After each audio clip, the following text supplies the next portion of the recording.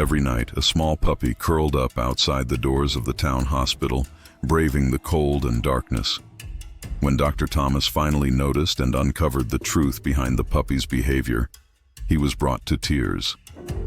What could have inspired such loyalty and pain in this little creature? It was a frosty winter evening, and the golden glow of the hospital's lights reflected off the icy pavement. Patients and visitors hurried in and out, bundled in coats and scarves. But one figure stood out in the bustling scene, a small puppy with matted fur and tired eyes. He lay curled up just outside the revolving doors. Despite the bitter cold, the little dog didn't seek warmth or food. He just stared intently at the entrance, as if waiting for someone. Dr. Thomas Walker, a senior pediatrician known for being all work and no nonsense, noticed the puppy for the first time that evening as he exited the hospital. The dog's unwavering gaze stopped him in his tracks. "What's he doing here?" he muttered, tightening his scarf. A nurse passing by overheard him. "He's been here every evening for weeks, Dr. Walker. Poor thing must be waiting for someone inside." Thomas frowned. Someone inside? His gaze lingered on the small creature, a pang of sympathy piercing his usually stoic demeanor. The dog's eyes seemed to tell a story of loss or longing, one that Thomas couldn't yet understand. The following evening, Dr. Walker exited the hospital once again, his mind burdened with overdue reports and a packed schedule for the next day. Yet there, in the exact same spot, was the puppy. Snow had begun to fall, tiny flakes sticking to the dog's fur, but he remained still, his focus never shifting from the entrance. Thomas hesitated. He wasn't an animal lover and didn't have the time to become one. But something about the dog tugged at his heart. He walked over cautiously, crouching down a few feet away. "You're still here, huh?" he said softly, his breath forming white clouds in the cold air. The puppy lifted his head slightly, ears twitching, but didn't move closer. His eyes, deep pools of emotion, met Thomas's. The doctor felt a lump in his throat, an unfamiliar surge of emotion rising within him. "Do you have an owner?" Thomas asked, his voice barely above a whisper. Of course, the dog didn't respond, but his eyes seemed to say everything. The janitor from the previous night strolled by, broom in hand. "You talking to that mutt again, Doc?" he teased. "That dog's been here for weeks. Some folks say he's waiting for someone, a patient maybe." Thomas glanced back at the hospital. The thought gnawed at him. Was the puppy's owner inside, lying in one of the sterile hospital beds? Or worse, had they already passed, leaving this loyal companion behind? Over the next few nights, Thomas began to notice the puppy more and more. Each evening as he left the hospital, the dog was there. He never barked, never begged, just sat quietly watching. Thomas found himself lingering by the entrance longer than usual, trying to piece together the mystery. One particularly cold evening, unable to bear the sight of the shivering pup, Thomas brought him a small blanket from his car. "Here, this should help," he said, draping it gently over the dog. To his surprise, the puppy allowed it. His big, trusting eyes briefly met Thomas's before turning back to the hospital doors. That night, Thomas couldn't sleep. The image of the lonely dog haunted him. Was he neglecting someone in need? His job was to save lives, to provide care, but here was a life outside his hospital, seemingly slipping through the cracks. Next morning, Thomas made a decision. During his lunch break, he asked the receptionist if anyone had reported a missing dog. "Not that I know of," she replied, her fingers flying over the keyboard. "You think he belongs to a patient?" "Maybe," Thomas said, his mind racing. "Let me know if anyone asks about him." By the end of the week, Thomas's curiosity had turned into quiet determination. He started leaving food and water for the puppy each night, noting with satisfaction that the bowls were empty by morning. But despite his efforts, the dog remained distant, his loyalty tied to the hospital's doors. One evening, as Thomas sat in his car preparing to drive home, he saw the dog again, curled up in his usual spot. The doctor sighed, gripping the steering wheel tightly. "Why won't you leave?" he muttered to himself. The question wasn't, born of frustration, but of a growing sense of helplessness. He felt like he was failing this tiny creature, who seemed to be waiting for something, or someone, Thomas couldn't provide. It wasn't until the following weekend that his routine was broken. As he approached the hospital entrance, he noticed a group of nurses huddled near the dog. One of them, a kind-hearted woman named Sarah, was gently stroking the puppy's head. "He finally let someone touch him," she said, smiling as Thomas approached. "It's like he's starting to trust us." Thomas knelt down, his hand hovering just above the dog's fur. "Is that true, buddy? Are you warming up to us?" Slowly, he reached out, brushing his fingers against the soft, matted coat. The puppy didn't pull away. Instead, he looked up at Thomas, his eyes filled with a mixture of hope and sadness. In that moment, Thomas knew he couldn't ignore the dog any longer. He had to find out the truth. Why was this little soul so devoted to the hospital, and who, or what, was he waiting for? The next morning, Dr. Walker arrived at the hospital earlier than usual. He had spent most of the night thinking about the puppy. Who was this dog waiting for? And why couldn't he shake the feeling that this wasn't just about loyalty, but something deeper? He stopped by the reception desk again. "Any updates on a missing dog?" he asked, hoping for a breakthrough. The receptionist shook her head. "Sorry, Dr. Walker. No reports, no inquiries. It's like he just showed up and made this place his home." Thomas sighed, glancing toward the hospital entrance where he knew the dog would be. The idea of leaving the mystery unsolved was gnawing at him. He decided to take a proactive step. After his morning rounds, he approached Sarah, the nurse who had connected with the dog the night before. "Sarah," he began, his tone resolute, "I think we need to do more. That dog isn't here by accident." Sarah tilted her head. "Wow, you really care about him, don't you?" Thomas hesitated, then nodded. "It's hard to explain. There's something about him. I feel like we're missing something important." Sarah smiled. "Well, I have a friend at the animal shelter. Maybe they can help us check if he's chipped." "That's a start," Thomas agreed. "Let's do it." That evening, Sarah brought a leash and coaxed the dog into letting her slip it on. To everyone's surprise, the puppy followed without resistance, his small frame trembling slightly as they led him inside. Thomas felt a pang of guilt watching the dog's nervous movements. He didn't want to scare him, but this was necessary. At the shelter, the staff scanned the dog for a microchip. "Nothing," the technician said, frowning. "He's not registered anywhere." Thomas clenched his jaw. "So what now?" "We could post his picture online," Sarah suggested. "See if anyone recognizes him." The shelter staff agreed, snapping a photo of the dog and uploading it to local community boards and social media. "If he has an owner, they'll see this," the technician assured them. Thomas nodded, but deep down, he wasn't convinced. If the dog had an owner, why had no one come looking for him all this time? The following days brought no answers, and Thomas grew increasingly attached to the little dog. Though he hadn't brought him home, he found himself spending more time outside the hospital with him. The dog's quiet presence was oddly comforting, a contrast to the constant chaos of the pediatric ward. One evening, as Thomas sat on the steps beside the dog, he spoke aloud, his voice soft and contemplative. "You know, I never really thought much about loyalty until I met you. My job, it's all about routine, fixing things, moving on. But you're different. You're staying here, no matter what." The dog tilted his head slightly, as if listening. Thomas chuckled. "You're a better listener than most of my colleagues." The humor faded as he looked into the puppy's eyes, which seemed to hold a depth of sadness and hope that Thomas couldn't ignore. "Who are you waiting for?" he whispered. The mystery deepened the next day when Thomas overheard a conversation between two elderly patients in the waiting area.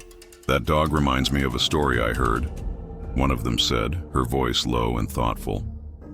"About a dog that waited for his owner outside a train station for years after he passed away."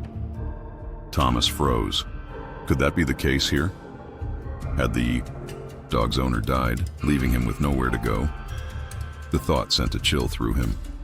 Determined to find out more, Thomas asked Sarah to help him check patient records. I know it's a long shot, he admitted, but what if the dog's owner was admitted here and never made it out? Sarah hesitated. That's a sensitive area, Thomas, but I can see how much this means to you. Let's see what we can find. They spent hours combing through records from the past month, looking for any patients who might match the timeline of the dog's arrival. Finally, Sarah gasped. Thomas, look at this. She pointed to the file of an elderly man named Edward Langley. He had been admitted 3 weeks earlier after a heart attack and had passed away shortly after. He lived alone, Sarah said, scanning the notes. No next of kin. Thomas's stomach sank. Could this be it? Was the dog his? It's possible, Sarah replied, her voice somber. But how would the dog have known to come here? Thomas shook his head. I don't know, but I think we need to look into this more. That evening, Thomas found himself sitting on the hospital steps once again, the dog curled up beside him. Edward Langley, he murmured, testing the name. The dog's ears twitched slightly, and Thomas's breath caught. Is that it? Was he your person? The dog didn't move, but his eyes seemed to soften, as if acknowledging the name. Thomas felt a lump rise in his throat. If that's true, then I'm sorry. I'm sorry you lost him. For the first time, Thomas reached out and stroked the dog's fur, his movements gentle and careful. The puppy leaned into his touch, and Thomas felt an unexpected warmth spread through his chest. You're not alone anymore, he said quietly. I'll make sure of that. Thomas couldn't stop thinking about the name, Edward Langley. If the dog belonged to him, there had to be more to the story. Driven by a mix of curiosity and determination, he decided to visit Edward's listed address, hoping to find clues about the bond between the man and the dog. The house was a modest, single-story home at the edge of town. The garden was overgrown, the paint peeling from the shutters, but it still held a sense of warmth, like a place that had been loved. Thomas hesitated at the door, unsure of what he was expecting to find. After a moment, he knocked. No answer. He tried the handle and found it locked. Feeling slightly awkward, he stepped back and scanned the area. A neighbor watering her plants nearby noticed him. "Can I help you?" she called out, her voice wary. Thomas raised a hand in greeting. "Hi, I'm Dr. Walker. I work at the hospital where Edward Langley was admitted. I've been trying to learn more about him." The woman lowered her watering can, her expression softening. "Edward? Oh, bless his soul. Such a kind man. Always kept to himself, but you'd never meet anyone more loyal." "Did he have a dog?" Thomas asked. The woman's face brightened. "Oh yes, a little one, brown, with the sweetest eyes. That dog followed Edward everywhere. You wouldn't see one without the other." Thomas's heart sank. "Do you know what happened to the dog after Edward passed?" She frowned, wiping her hands on her apron. "I assumed he ran off. Poor thing must have been heartbroken." Thomas glanced toward the hospital, visible in the distance. "He's been waiting outside the hospital for weeks." The woman gasped. "He's still there. Oh, that dog loved Edward more than anything. If he's there, it's because he doesn't know Edward's gone. He's probably waiting for him to come back." Back at the hospital, Thomas shared the revelation with Sarah. "It all makes sense now," he said, pacing the break room. "The dog's loyalty wasn't random. He's grieving." Sarah nodded, her expression somber. "But what do we do now? He can't stay outside forever." "I don't know yet," Thomas admitted, "but I feel responsible for him. Edward's gone and there's no one else. Maybe I can take him in." Sarah gave him a small smile. "You've grown attached, haven't you?" Thomas sighed, rubbing the back of his neck. "I guess I have. He's been through so much. I can't just leave him like this." That evening, Thomas approached the dog with a leash and a soft voice. "Hey, buddy," he murmured. "How about coming with me for a while? I'll take care of you." The dog hesitated, his tail wagging uncertainly. Slowly, he let Thomas slip the leash over his neck. For the first time, the little dog followed him willingly, not to a shelter, but to Thomas's car. At home, Thomas set up a cozy bed in the corner of his living room and filled a bowl with fresh food and water. The dog sniffed around cautiously before settling into his new spot. "It's not the hospital," Thomas said softly, crouching beside him. "But I hope you'll feel safe here." Over the next few days, the dog began to adjust. He followed Thomas from room to room, his trust growing with each passing moment. Thomas couldn't help but feel a deep sense of connection with the little creature. For the first time in years, his home felt less empty. But the peace didn't last. One evening, as Thomas was finishing dinner, he noticed the dog. He noticed the dog sitting by the door, his tail wagging anxiously. "What is it, buddy?" he asked, setting down his fork. The dog whined softly, pawing at the door. Thomas frowned and opened it to let him out, into the yard. But instead of wandering off, the dog turned and looked at him, his eyes pleading. Then he darted toward the street, stopping to look back, as if urging Thomas to follow. Confused but intrigued, Thomas grabbed his coat and followed the dog down the quiet street. The little dog led him through winding alleys and across intersections, until they arrived at a park on the outskirts of town. "What are we doing here?" Thomas asked, his breath visible in the chilly night air. The dog barked softly and trotted ahead. Thomas followed him to a secluded bench under a street lamp. There, sitting on the bench, was an envelope with the name Edward Langley scrawled across the front. Thomas's heart raced as he picked it up. Inside was a handwritten letter, the ink smudged in places but still legible. The opening words sent chills down his spine. "My dearest companion, if you're reading this, it means I've left this world, but I need you to know how much you meant to me." Thomas read the letter aloud, his voice trembling. It was a heartfelt message from Edward, written as though he were speaking directly to his beloved dog. It spoke of gratitude, love, and a wish for the dog to find happiness even in his absence. By the time Thomas finished reading, tears were streaming down his face. The little dog sat quietly beside him, his head resting on Thomas's knee, as if he too understood the weight of the words. "Edward loved you so much," Thomas whispered, stroking the dog's fur. "And now I promise to honor that love." The discovery of Edward's letter weighed heavily on Thomas's mind as he drove home, the little dog curled up in the passenger seat beside him. The letter confirmed what Thomas already suspected. This dog was more than just a stray. He had been someone's entire world, and now he was left behind, searching for answers he might never find. Back at the house, Thomas placed the letter carefully on his kitchen counter. He brewed a cup of tea, needing something to calm the swirl of emotions inside him. The dog sat by his feet, his tail thumping softly against the floor. "You really are incredible, aren't you?"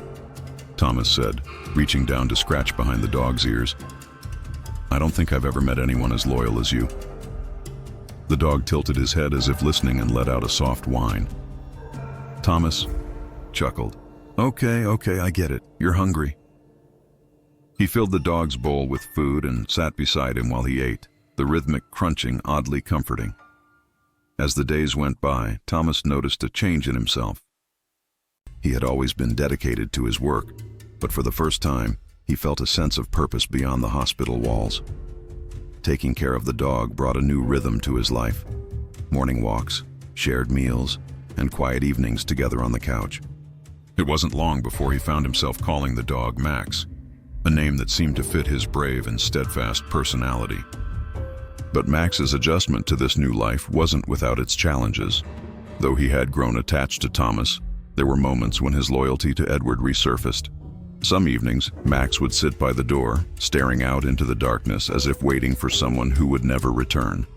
Other times, he would bark at the sound of a passing car, his ears perking up hopefully before drooping in disappointment. One night, as Thomas worked on paperwork at the kitchen table, he noticed Max pacing restlessly. "What's wrong, buddy?" Thomas asked, setting down his pen. Max barked once, then trotted over to the counter where Edward's letter lay.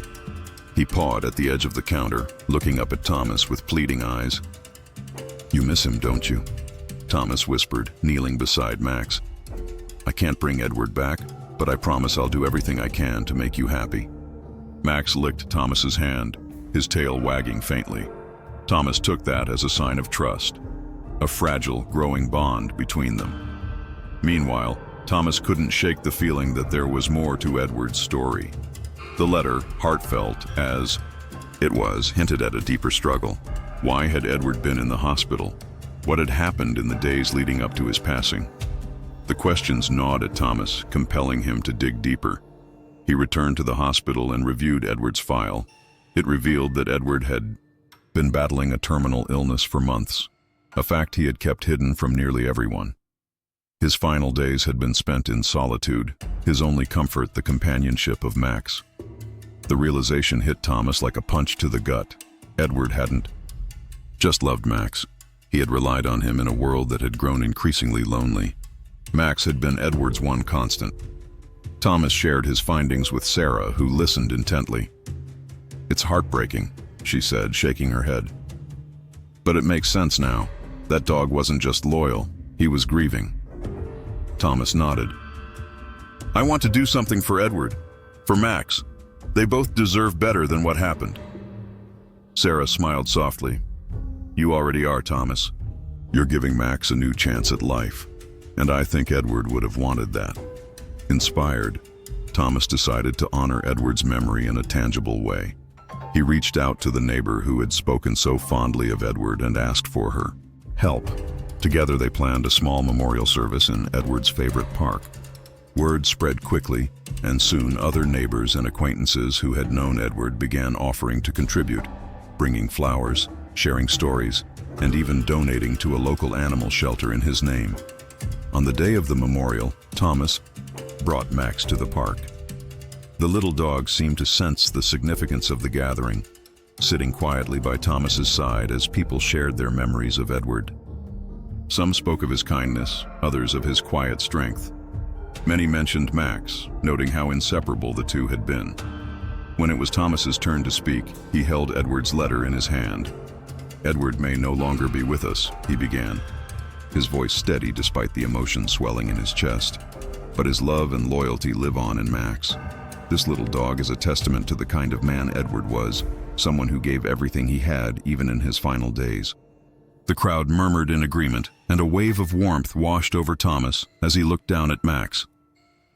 "I promise to take care of him," he continued, his voice firm, "to honor Edward's memory by giving Max the life he deserves." As the sunset, painting the sky in hues of orange and pink, Thomas felt a profound sense of closure. The memorial had not only honored Edward, but also deepened his connection to Max. For the first time, Max seemed truly at ease, resting his head on Thomas's lap as they watched the crowd disperse. That night, back at home, Thomas tucked Edward's letter into a frame and placed it on the mantel above the fireplace. It wasn't just a piece of paper. It was a symbol of the bond between a man and his dog, and the legacy. With the memorial service behind them, Thomas felt a renewed sense of responsibility for Max. The little dog had become an integral part of his life, and their bond grew stronger with each passing day. Yet, as comforting as Max's presence was, there remained a lingering question Thomas couldn't ignore. Why had Edward left Max at the hospital instead of arranging someone to care for him directly? The mystery nagged at the back of Thomas's mind, growing more insistent as he pieced together Edward's story. One evening, as Thomas sat on the couch with Max curled beside him, he made up his mind to dig deeper.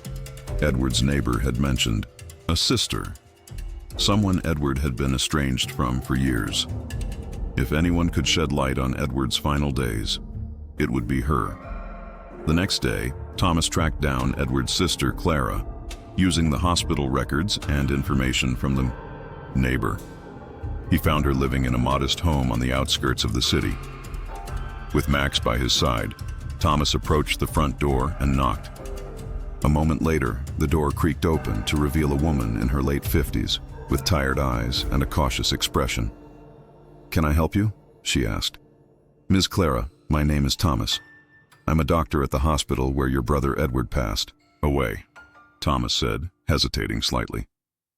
"I've been taking care of his dog, Max, and I wanted to learn more about Edward's final days." Clara's eyes softened at the mention of Max.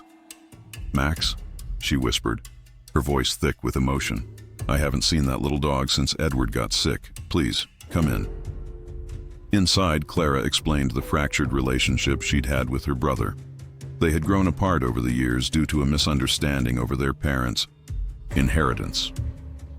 Edward had been stubborn, and Clara admitted that her pride had kept her from reaching out to fix things. "When I heard he was sick, I thought about visiting," she said, voice trembling. "But I didn't know how he'd react. I didn't want to make things worse."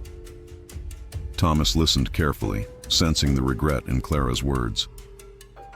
"He spoke about you in his letter," Thomas offered gently. "Ted made it clear he cared about you, even if things were complicated." Clara's eyes welled with tears, and she reached out to pet Max's head. "I should have been there for him," she murmured. "And for Max.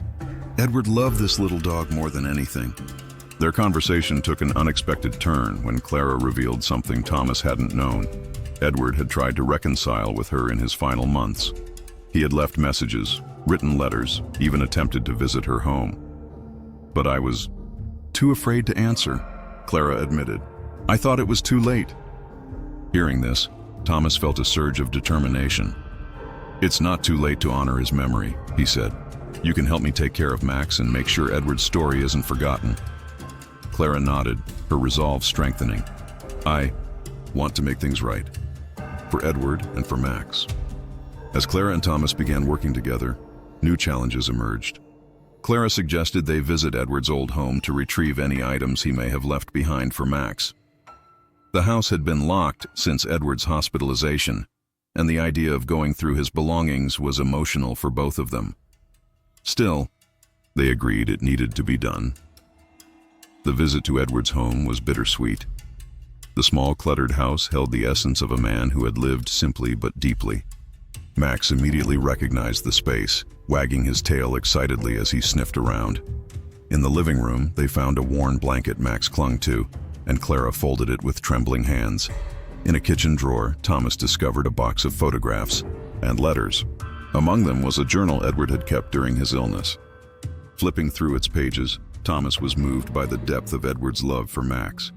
"This dog saved me," one entry read. "He gave me a reason to keep going, even when everything felt hopeless." The journal also contained something unexpected. Edward had been planning to set up a fund for local animal shelters, hoping to give back to the creatures that had given him such comfort. But his illness had progressed too quickly for him to finalize the details. Thomas shared this discovery with Clara, who immediately latched onto the idea. "We have to make this happen," she said firmly. "It's what Edward would have wanted." But bringing Edward's dream to life wasn't easy. Thomas and Clara began reaching out to local shelters and organizations to propose a memorial fund in Edward's name. They met resistance at first. Some shelters were skeptical, others didn't have the resources. Still, Thomas's passion eventually won people over. Max became the face of the campaign. His story of loyalty and resilience touched hearts. A photo of Max sitting beside Edward's framed letter became the centerpiece of their campaign, and donations began to pour in, from neighbors, hospital staff, and even strangers who had heard the story. As the fund grew, Thomas noticed a change in Clara. The guilt and sadness that had weighed on her began to lift, replaced by a new sense of purpose. She began volunteering at a local shelter, spending time with dogs who reminded her of Max. Thomas, too, felt fulfilled. Balancing his work at the hospital and the fund was demanding, but every tail wag from Max and every thank you from a shelter made it worth it. As the memorial fund for Edward gained momentum, Thomas and Clara found themselves working more closely, their shared mission bringing healing. But it also unearthed deep emotions and regrets neither had faced before. One afternoon, Thomas invited Clara to the hospital where Edward had spent his final days. He believed it would help her connect with the brother she'd lost and give her some closure. Clara hesitated, visibly uneasy. "I don't know if I can face it," she admitted. "You don't have to do it alone," Thomas reassured her. "Max and I will be with you." Clara looked at Max, who wagged his tail as if encouraging her. She nodded, her resolve hardening. "Okay, let's do it." At the hospital, Thomas led Clara to the ward where Edward had stayed.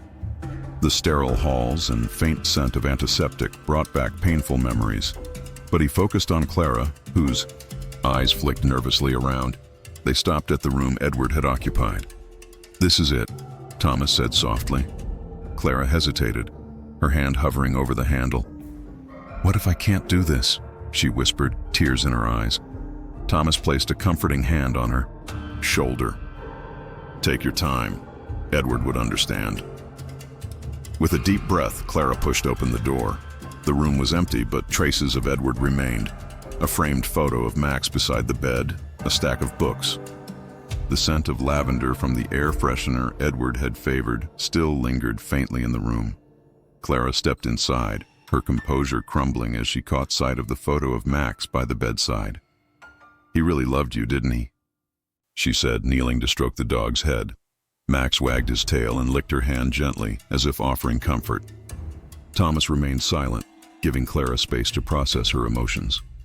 After a few moments, she stood and turned to him. "Thank you for bringing me here," she said quietly. "I needed this." As they left the hospital, Clara opened up about her lingering guilt. "I wasted so much time being angry at Edward," she confessed. "And for what? A few dollars from our parents' estate. It all feels so trivial now." Thomas nodded, understanding the weight of her words. "Regret can be heavy," he said, "but it's what we do with it that matters. You're honoring Edward's memory now, and that's what counts." Clara offered a faint smile. "I just hope it's enough." Meanwhile, the memorial fund was starting to gain attention beyond their community.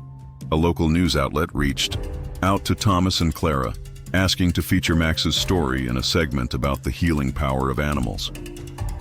Thomas hesitated at first, concerned about exposing Max to too much attention, but Clara saw it as a chance to expand Edward's legacy.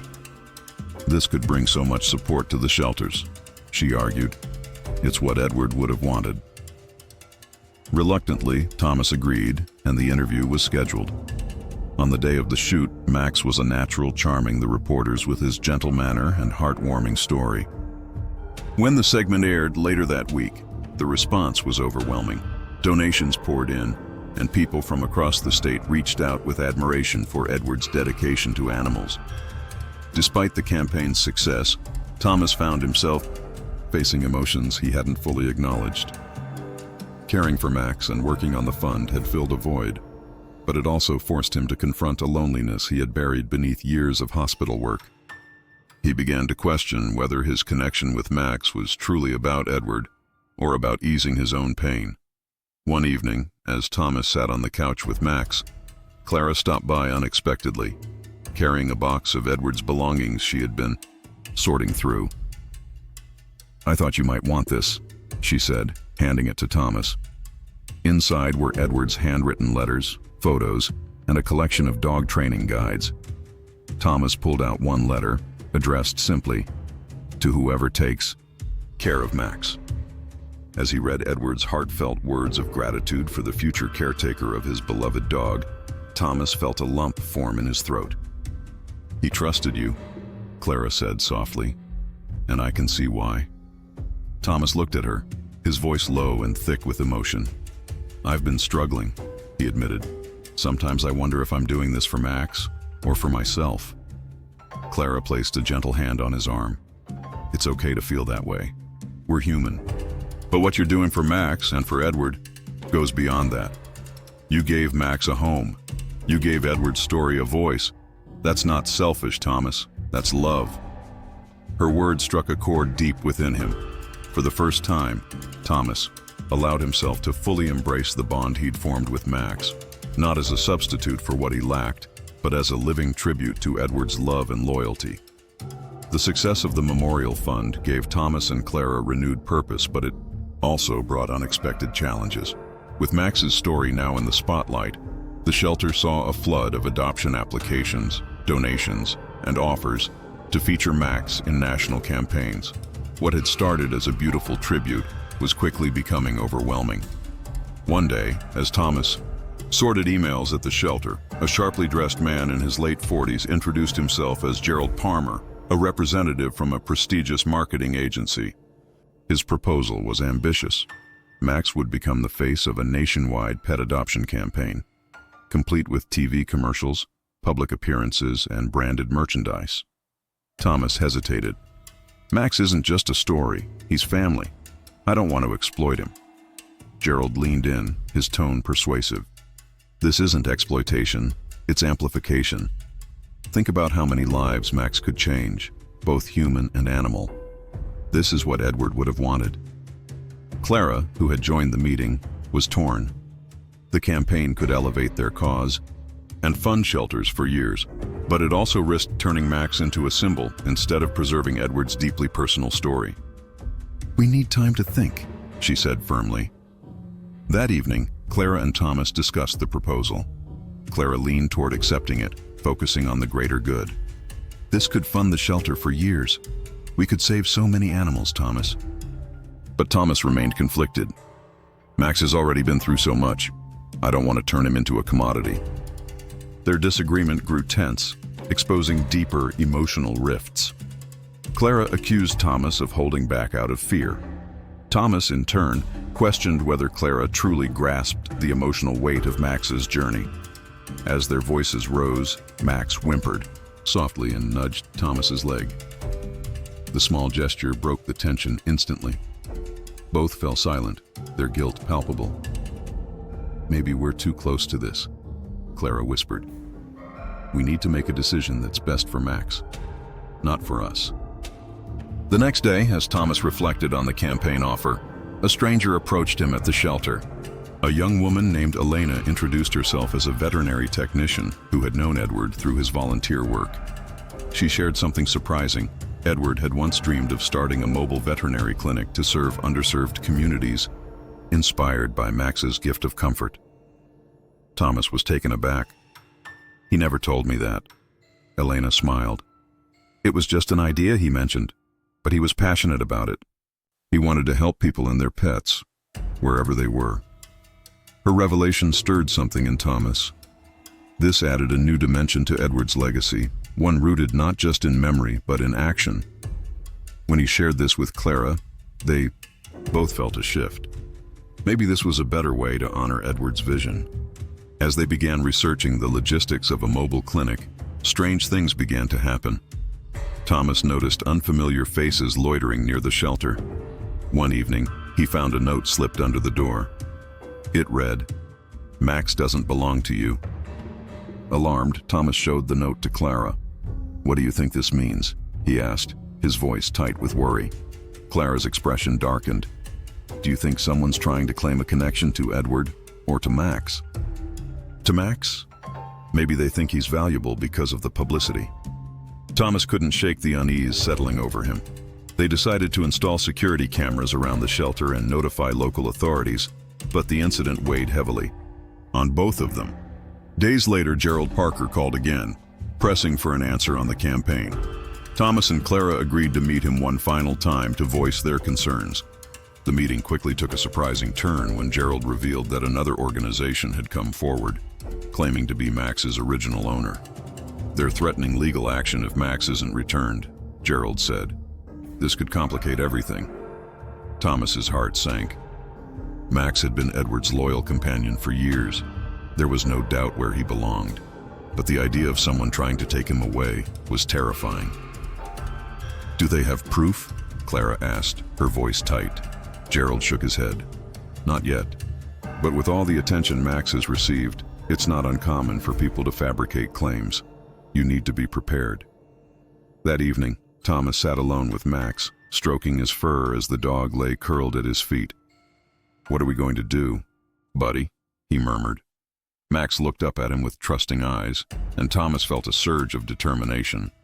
He decided to search through Edward's records, hoping to find something that would definitively prove Max's history. Late into the night, Thomas sifted through old boxes until he uncovered a worn envelope. Inside were Max's original adoption, papers from a rescue organization, complete with dates, signatures, and photos of Edward holding a younger Max. Relief washed over Thomas, but it didn't last.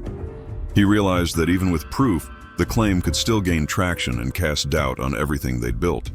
Worse, it could overshadow Edward's legacy. Tension reached a breaking point when Clara received a call from Gerald. The campaign was moving forward without them, using another dog to represent the story. "This doesn't feel right," Clara said after relaying the news to Thomas. "They're exploiting the story without understanding what it means." Thomas nodded solemnly. "Then we'll do it our way. Edward's dream of a mobile clinic. Let's make it happen." As they threw themselves into making Edward's dream a reality, Thomas and Clara faced mounting pressures, from the false ownership claim, the campaign controversy, and their own emotional fatigue. Through it all, Max remained their anchor. His unwavering loyalty reminded them of the love and resilience Edward had poured into him. The mobile veterinary clinic became more than just a project. It became a mission to protect the memory of a man who had devoted his life to kindness. But despite having Max's adoption papers, the fabricated claim began to spread online. Fueled by the viral story, anonymous commenters questioned Thomas and Clara's integrity. Some accused them of exploiting Max for donations. To reclaim control of the narrative, they decided to share Edward's story in full.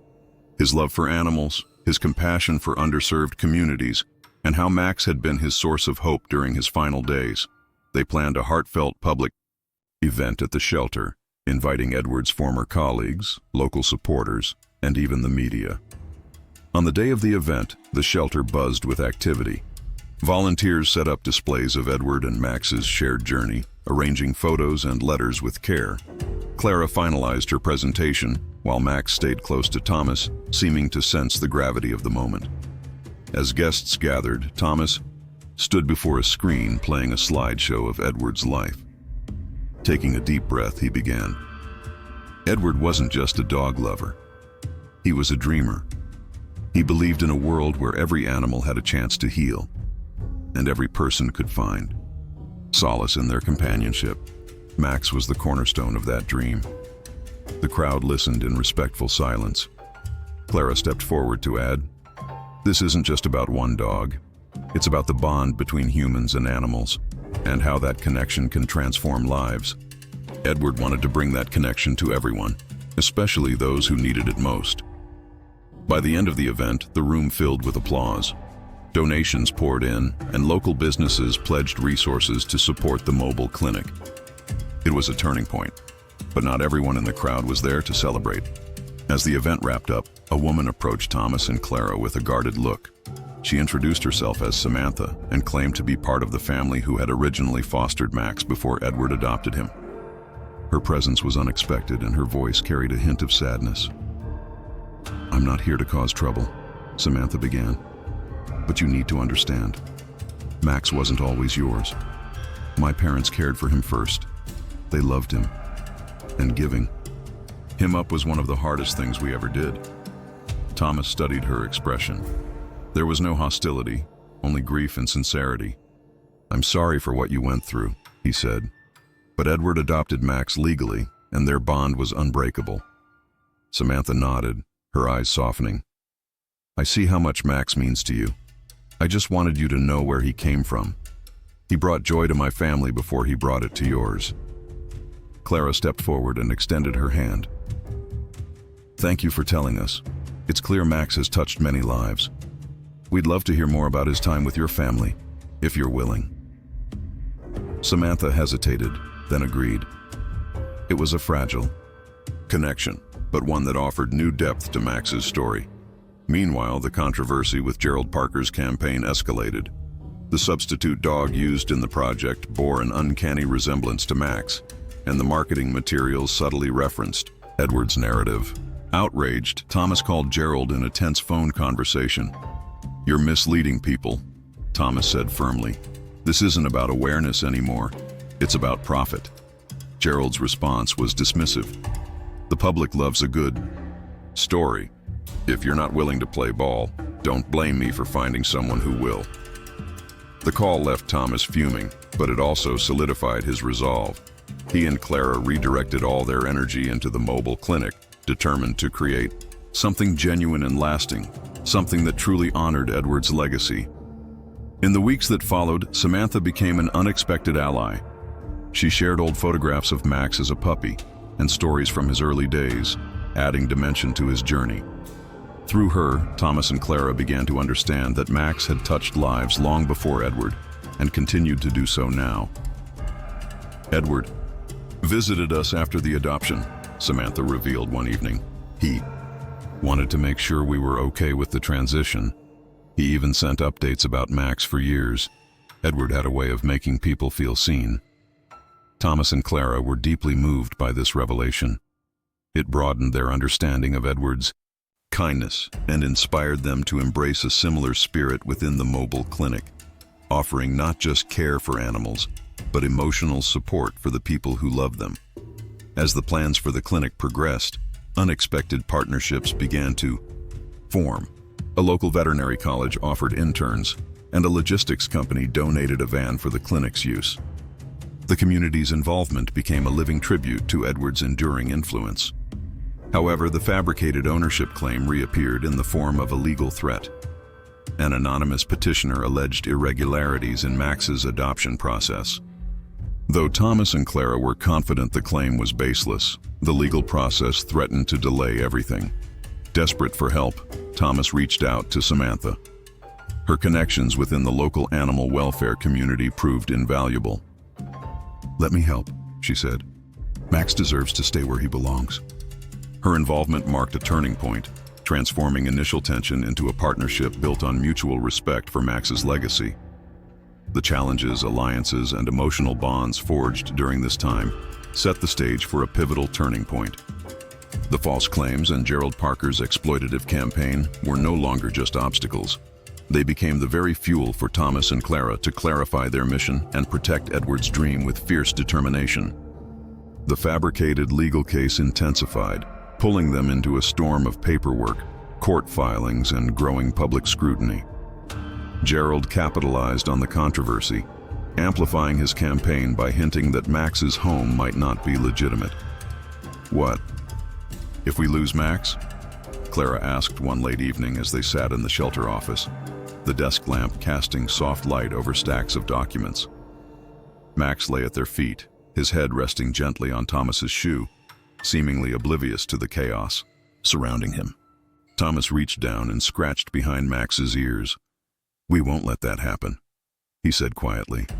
"Edward trusted us, and we'll fight for him, just like he'd fight for us." The legal burden grew heavier. Court hearings approached, and every hour spent away from Max felt like a betrayal. Samantha, now a firm ally, offered to testify. She promised to provide records and first-hand insight into Edward's proper adoption process and Max's current care. The night before their first court hearing, an unexpected visitor arrived at the shelter, an air courier delivering a confidential envelope. Inside was a letter from someone claiming to have insider knowledge of Gerald Parker's operation. The writer detailed how Gerald's team had fabricated ownership claims and forged documentation to sabotage Thomas and Clara's work. "This could change everything," Clara said, her hands trembling as she read the letter aloud. "But how do we know it's real?" Thomas carefully examined the enclosed documents, emails, internal memos, and receipts all tied to Gerald's team. "We'll need to validate these," he said cautiously. "But if they're authentic, this is the proof we've been waiting for." The following morning, they presented the materials to their lawyer, who immediately recognized their value.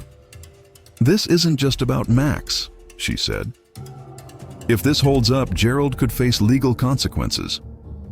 Backed by Samantha and their community, Thomas and Clara entered the courtroom with quiet strength. The opposition attempted to sow doubt, but their attorney methodically dismantled the lies and presented the damning evidence. Gerald's lawyer grew visibly nervous as the judge examined the materials. When pressed about the allegations, Gerald deflected, insisting he had acted for animal welfare. But the judge's skepticism was clear. Tension peaked when Samantha took the stand. Her testimony brought Max's story to life, from her family's early days with him to Edward's unwavering love and, ultimately, to the shelter that had become his home. Her words were heartfelt and raw, moving even courtroom observers to tears. "Max isn't just a dog," she said. "He's a symbol of hope and resilience, and he belongs with the people who honor Edward's legacy. The judge ruled swiftly. The claims were dismissed, and Gerald's campaign was discredited publicly. Outside the courthouse, Thomas, Clara, and Samantha embraced as reporters crowded around. "Max is staying where he belongs," Thomas declared, his voice calm despite the emotional storm. "And Edward's dream lives on." Although the legal victory brought immense relief, it didn't erase the damage. Gerald's actions had sown mistrust in the community. Determined to restore faith, Thomas and Clara began organizing a large-scale event to formally launch the mobile clinic. It was their chance to reassert their mission and thank the community for standing by them. In the days leading up to the launch, tension lingered. Anonymous threats surfaced, and detractors continued trying to discredit their work. But Thomas and Clara stood undeterred. They poured their energy into preparing for the event, mobilizing volunteers and spreading awareness about the clinic's true purpose. On the morning of the launch, Max seemed to embody everything they had fought for: resilience, love, and hope. His calm demeanor and wagging tail brought joy to children and adults alike. Thomas watched him greet each visitor with warmth, feeling a swell of pride. He thought of Edward, certain he would be proud of what they'd accomplished. The turnout surpassed expectations. Local media covered the event, and the shelter's social media overflowed with support. As Thomas and Clara stood together, unveiling the mobile clinic, a sleek, customized vehicle adorned with Edward's favorite quote, "Every animal deserves a second chance, and every person deserves the joy they bring." The crowd erupted into applause. Thomas felt a wave of emotion. This wasn't just the end of a long battle. It was a promise fulfilled, a celebration of perseverance, community, and the powerful bond between people and animals. Yet even amidst the celebration, one question lingered. How would Gerald respond to his public disgrace? Thomas and Clara understood the fight wasn't over. The future of the clinic still needed protecting. The launch may have been a victory, but the road ahead demanded vigilance. Anticipated retaliation. True to their fears, Gerald wasn't about to fade quietly into obscurity. In the days following his courtroom disgrace, he launched a smear campaign, leveraging his remaining influence to sow doubt about the shelter and the mobile clinic. Online, anonymous accounts began posting accusations, claiming the shelter mishandled funds, fabricated Max's adoption story, and exploited the community for personal gain. Gerald's allies placed inflammatory ads in local newspapers, reigniting skepticism among those who hadn't fully embraced Thomas and Clara's vision. "His network is deeper than we thought," Clara said one evening, scrolling through the avalanche of false accusations. "If we let this fester, it could undo everything we've worked for." Thomas nodded grimly. "We can't fight him. In the shadows, we need to bring everything to light and force him into the open." Thomas and Clara decided to organize a town hall meeting, inviting the community to hear the full story of Max, the mobile clinic, and Edward's legacy. They also planned to present undeniable evidence of Gerald's manipulation, determined to turn the tide of public opinion. Samantha volunteered to help, using her community connections to spread the word. "If we show them who Gerald really is, they'll see the truth," she said, her voice resolute. On the night of the town hall, the venue was packed with concerned citizens, reporters, and local leaders. Gerald Parker himself arrived, flanked by a few remaining loyalists, his smug demeanor making it clear he didn't expect to lose this battle. Thomas took the stage first, his voice steady despite the moment's gravity. He began by recounting Edward's dream of the shelter, the sacrifices he made, and the impact it had on countless animals and families. Clara followed, detailing the challenges they had faced after Edward's passing, including Gerald's smear campaign. "Everything we've built has been for the animals and the community," Clara said, her voice tinged with emotion. "But there are those who would tear it all down for personal gain." When Samantha took the stage, she revealed the insider documents exposing Gerald's fabrications. She displayed email exchanges, financial records, and testimonies from whistleblowers who had worked for Gerald. Gasps rippled through the audience as the extent of his deceit became clear. "This isn't just about Max," Samantha concluded. "It's about standing up to corruption and protecting what's right." Gerald stood abruptly, his face red with anger. "This is nothing but a smear job against me. he shouted, his voice echoing. "You can't prove half of this nonsense." Thomas calmly stepped forward, holding up the court's official dismissal of Gerald's fabricated claims. "We already did," he said firmly. "The court saw through your lies. And now the community does too." The tension in the room was palpable as Gerald's allies began to murmur amongst themselves, some quietly slipping out the door. The remaining audience erupted into applause, their support for Thomas, Clara, and Samantha unmistakable. Gerald's final attempt to salvage his reputation came in the form of a hastily arranged press conference the following day. He portrayed himself as the victim of a conspiracy, accusing Thomas and Clara of bribery and collusion. But his credibility had been shattered. His audience had dwindled to a handful of loyalists. The shelter's supporters, on the other hand, rallied like never before. Donations poured in, volunteers came in droves. The community united around Edward's vision. The mobile clinic, once met with skepticism, had become a symbol of resilience and hope. In the midst of this renewed momentum, Clara received a call from a local news station. They wanted to feature Max's story in a primetime segment, highlighting the shelter's work and the clinic's potential impact. It was the perfect opportunity to amplify their mission and solidify their place in the community. During the interview, Thomas shared his journey with Max, his voice filled with pride and gratitude. "Max isn't just a dog to us," he said. "He represents everything Edward stood for: love, second chances, and the unbreakable bond between people and animals." Clara added, "This shelter and the mobile clinic aren't just projects. They're a promise, to Edward and to every animal and person who needs a helping hand." When the segment aired, it sparked a flood of public support. Gerald became increasingly isolated, and Thomas and Clara's role as community leaders was cemented. But their victory didn't come without cost. The relentless battle had taken a toll on them, emotionally and physically. One evening, as they sat on the porch of the shelter, Max lying contentedly at their feet, Clara voiced the question that had weighed on both their minds. "Do you think it's over?" she asked softly. Thomas stared out at the horizon, the fading light casting a warm glow across the shelter. "Gerald's influence is fading," he said. "But people like him don't give up easily. We need to stay vigilant." Clara nodded, resting her hand on Max's head. "At least we have each other, and Max." Thomas smiled, the weight on his shoulders finally beginning to lift. "And Edward's dream," he added. "No matter what comes next, we'll keep it alive." Despite Gerald Parker's retreat into obscurity, the fallout from his schemes left lingering challenges. Some community members still harbored doubts, remnants of Gerald's smear campaign. The mobile clinic faced unexpected hurdles, including resistance from local policymakers influenced by Gerald's former allies. Thomas and Clara knew they had won a crucial battle, but the war for trust and lasting stability was not yet over. In response, they intensified efforts to demonstrate the clinic's value. Weekly open houses at the shelter gave visitors a first-hand look at their work, while mobile visits to underserved neighborhoods became community events. Max, the story's quiet hero, continued to play a vital role. His gentle presence drew people in and helped break down lingering barriers.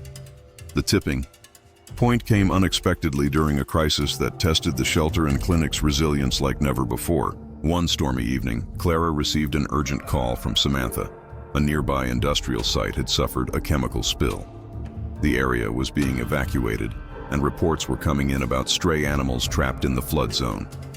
Toxic waters were rising fast. "We need to act now," Samantha said, her voice urgent. "The authorities are overwhelmed. They can't prioritize the animals." Thomas and Clara sprang into action, rallying their team and readying the mobile clinic for its most critical mission to date.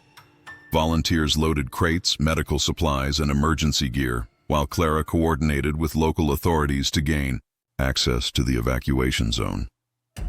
As they approached the area, the scene was chaotic. Floodwaters surged through streets, and frightened animals huddled on rooftops and in abandoned buildings. Thomas took charge with calm authority. "We'll split into groups," he said, his voice steady despite the danger. "Safety first. No unnecessary risks. We can't handle this alone." The rescue mission was harrowing.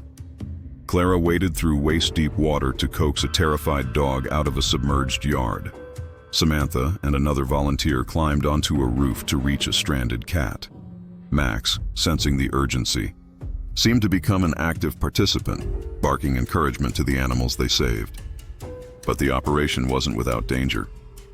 At one point, Thomas found himself on unstable ground, the rushing water threatening to sweep him away. As he struggled to stay upright, Max appeared beside him, his steady presence giving Thomas the ice focus he needed to regain his balance and save a frightened puppy. By dawn, the team had rescued dozens of animals. Exhausted but exhilarated, they returned to the shelter, where the mobile clinic sprang into action. Injured and scared animals were treated, fed, and comforted. The sight of Max gently licking a kitten's wounds became a symbol of hope amid the chaos. News of the rescue spread quickly, garnering widespread attention. Local reporters arrived at the shelter, capturing images of the rescued animals and the tireless efforts of the team. Thomas and Clara were interviewed, their words reflecting both the urgency of the crisis and the depth of their dedication. "This is why we do what we do," Clara told a reporter, her voice thick with emotion. "Every life matters, and we'll always be here to protect and care for those who can't protect themselves." The rescue operation not only strengthened the shelter's reputation, it also galvanized the community. Donations poured in, volunteers signed up in record numbers, and the mobile clinic's schedule was booked for months. Even policymakers, who had once opposed their work, now publicly praised the shelter's efforts. Amid this triumph, Gerald Parker made one last desperate move. He filed a frivolous lawsuit against the shelter, claiming that the mobile clinic had endangered public safety during the rescue mission. His accusations, however, fell flat. The overwhelming evidence of the clinic's positive impact left him isolated, his credibility in ruins. In a dramatic court hearing, Thomas and Clara presented testimony from rescued pet owners, local authorities, and medical professionals who had witnessed the clinic's effectiveness firsthand. Gerald's case was dismissed within hours, and he was ordered to pay the shelter's legal fees. The verdict marked the final nail in the coffin for Gerald's schemes. As he slinked away from the courtroom, the weight of his defeat was unmistakable. Meanwhile, the shelter emerged stronger than ever. In the weeks that followed, Thomas and Clara reflected on the journey that had brought them to this moment. Sitting on the shelter's porch one evening, with Max lying contentedly at their feet, they shared a quiet moment of triumph. "We've come a long way," Thomas said, his voice tinged with wonder. "From losing Edward to facing Gerald and now this. It feels like we finally turned a corner." Clara nodded, her gaze soft as she stroked Max's fur. "It's not just about the shelter or the clinic," she said. "It's about the connections we've built, the lives we've touched. That's Edward's legacy." Max raised his head, as if sensing the importance of the moment, his gentle eyes reflecting the love and gratitude that had come to define their journey. The shelter was bustling one bright afternoon, its courtyard filled with volunteers and community members celebrating the success of the rescue mission. The rescued animals, now healthy and full of life, played joyfully, a living testament to the resilience of the shelter's mission. Thomas stood at the center of the crowd and spoke. "Today isn't just a celebration of what we accomplished during the storm. It's a celebration of what we've become together. A family, a community, and most importantly, a lifeline for those who need us most." His voice carried sincerity and strength, resonating deeply with everyone present. Clara, standing beside him, held back tears as the crowd erupted in applause. Max, ever the symbol of their triumphs, barked joyfully, prompting laughter and smiles throughout the courtyard. As the celebration continued, a familiar figure appeared at the entrance. It was Lisa, the woman whose puppy Max had saved during the storm. Clutching a small bouquet of flowers, she hesitated, then stepped forward. The crowd parted and Thomas and Clara moved to greet her. "I just wanted to thank you," Lisa said, her voice trembling. "If it hadn't been for you and your team, my little Daisy wouldn't be here today." Thomas smiled warmly. We're just doing what needed to be done." Lisa knelt to pet Max, who wagged his tail enthusiastically. "And you," she said softly, looking into Max's eyes. "You're a hero." The moment was simple but profound, a powerful reminder of the lives they had touched and the purpose that had driven them. Later that evening, as the sun began to set and the crowd started to disperse, Clara pulled Thomas aside. "There's something I've been meaning to show you," she said, her voice carrying a note of mystery. She led him to the mobile clinic, now parked quietly at the edge of the courtyard. Inside, the space had been transformed.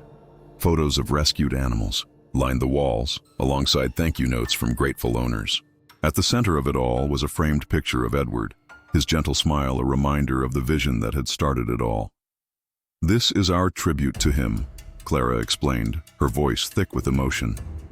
"Everything we've built, everything we've overcome, it's all because of his dream." Thomas stared at the display, his heart swelling with pride and sorrow.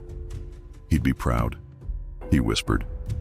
As they stepped out of the clinic, a commotion at the shelter's gate drew their attention. A group of children, accompanied by a teacher, approached carrying handmade signs that read, "Thank you," and "Heroes of the Storm." Inspired by the shelter's story, the children had come to express their gratitude. They presented Thomas and Clara with a large banner signed with heartfelt messages and colorful drawings of animals. One little boy stepped forward and handed Thomas a drawing of Max. "He's my favorite hero," the boy said shyly, looking up at him. Thomas knelt to take the drawing, his eyes glistening. "He's my favorite too," he replied, patting Max's head. As night fell and the shelter quieted, the events of the day left behind a lingering sense of fulfillment. Thomas and Clara sat once more on the porch, Max resting peacefully between them. Their thoughts drifted toward the future. "We've come full circle," Clara said thoughtfully. "From nearly losing everything to building something stronger than we ever imagined." Thomas nodded, his eyes fixed on the horizon. "And it's just the beginning. There's so much more we can do, so many more lives we can save." Max rested his head on Clara's lap, his presence a silent affirmation of their journey. In his eyes they saw the spirit of resilience and hope that had carried them through. Carried through every challenge. As they reflected on the day, a message came through on Clara's phone. It was from a national animal welfare organization, inviting the shelter to join a collaborative initiative aimed at expanding resources for underserved communities. Clara's eyes widened as she read the details. "Thomas," she said, her voice tinged with excitement. "This could be the opportunity we've been waiting for." Thomas took the phone and scanned the message. A smile spread across his face. "It's perfect," he said. "Edward's dream is about to reach even further." The climax of their journey was not just about overcoming adversity, but about setting the stage for a brighter future. The shelter had become more than a sanctuary. It was a beacon of hope, a testament to the power of perseverance and compassion. Max, ever the heart of their story, looked up at Thomas and Clara, his eyes filled with the quiet wisdom of a soul who had seen it all. As the stars lit up the night sky, they knew their work was far from over. But in that moment, surrounded by the love they had cultivated, they felt ready to face whatever lay ahead. The days following the celebration marked the beginning of a new chapter for the shelter. News of their heroic efforts during the storm spread far and wide, drawing attention from animal lovers, volunteers, and donors across the country. For Thomas, Clara, and Max, this newfound recognition was not just an opportunity, it was a responsibility to continue their mission with even greater resolve. The shelter, once struggling to make ends meet, now buzzed with activity. Volunteers worked tirelessly, inspired by the shelter's story. Donations flooded in, enabling them to expand their facilities, purchase new equipment, and enhance their outreach programs. A new wing was being constructed to accommodate more animals in need, complete with state-of-the-art medical equipment. For the clinic, Max, the symbol of their resilience, had become a local celebrity. Visitors flocked to meet the dog who had braved the storm and saved countless lives. Children giggled as they petted him, and families shared stories of how Max's courage had inspired them. One sunny afternoon, Thomas stood before a group of new volunteers sharing the shelter's story. "This place," he said, gesturing around him, is a testament to what happens when we come together for a greater purpose. Each of you has the power to make a difference, not just in the lives of these animals, but in the hearts of everyone they touch. Clara joined him, holding Max's leash. Max taught us something invaluable, she added, that even in the darkest of times, there's always light, that every act of kindness, no matter how small, creates ripples that can change the world. The volunteers listened intently, their faces alight with determination. For many, this was more than just a cause. It was a chance to be part of something meaningful. As the shelter grew, so did its impact. Clara took the lead on a new initiative, partnering with local schools to educate children about animal welfare and the importance of kindness. Max, ever the hero, became the program's mascot, visiting classrooms and delighting students with his gentle nature. Thomas focused on expanding their reach to rural communities, ensuring no animal was left behind. He worked late into the night, poring over plans and strategies, driven by the memory of Edward's unwavering dedication. One evening, as the sun dipped below the horizon, Thomas and Clara sat on the porch of the newly renovated shelter. Max lay at their feet, his eyes half closed in contentment. The air was filled with the soft hum of cicadas and the occasional bark of a dog in the distance.